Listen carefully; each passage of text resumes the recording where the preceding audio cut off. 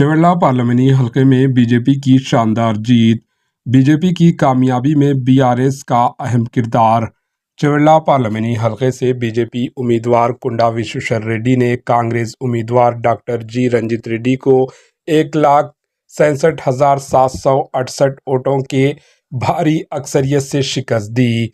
कुंडा विश्वेश्वर रेड्डी ने अपनी कामयाबी पर मीडिया से बात करते हुए कहा कि कांग्रेस पार्टी बीजेपी को शिकस्त देने के लिए अक़लियतों के जहनों में नफरत पैदा कर रही थी। इन्होंने अवाम से इजहार तशक्कुर करते हुए कहा कि पार्टी कायदीन की मेहनत की वजह से और मोदी की स्कीमात की वजह से कामयाबी हासिल हुई। चवेला को आइंदा 5 सालों में तरक्की याफ्ता हल्का बनाने का इन्होंने तवक्कुन दिया।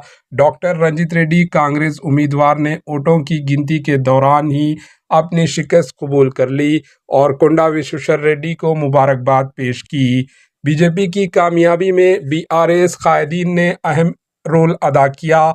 बीआरएस अपना वोट बीजेपी के हक में इस्तेमाल किया और बीजेपी की कामयाबी और कांग्रेस की नाकामी पर काफ़ी खुश दिखाई दे रहे हैं। इन्हें अपनी शिकस्त का कोई गम नहीं है। चवेला पार्लियामानी हलके में बीआरएस के 4 और कांग्रेस के 3 अरकान असम्बली एमएलएस होने के बावजूद कामयाबी हासिल ना कर सके। बीजेपी का एक भी रुकन असम्बली ना होने के बावजूद बीजेपी ने कामयाबी हासिल की। बीजेपी उम्मीदवार कुंडा विश्वेश्वर रेड्डी ने 8,09,882 वोट हासिल किए।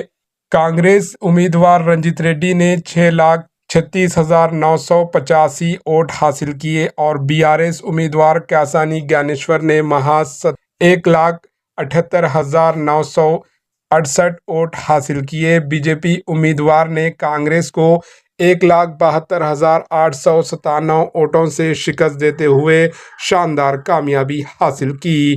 Bureau report HN news.